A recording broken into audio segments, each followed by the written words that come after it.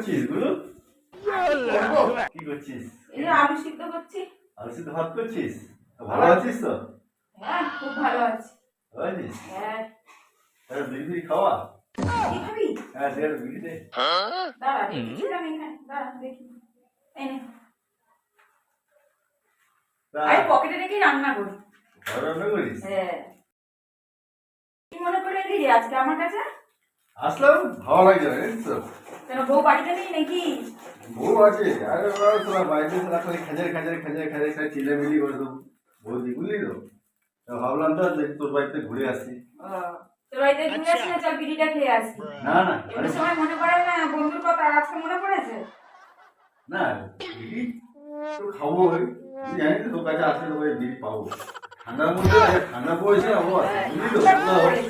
যেতেও পারছি না, ঘুরতে যাবো ভাবছিলাম নদীর সাথে ঘুরতে, কিন্তু কি যাবো বলতো সারা গেলেই সারা খালি ক্যাজরা করে, খালি এই তো ভরপেটটা ক্যাজরা করে খালি রাস্তা বেরিয়ে। ওর নিজের দেশেই ক্যাজরা করে, তুই নিশ্চয়ই সেরকম কাজ করিস।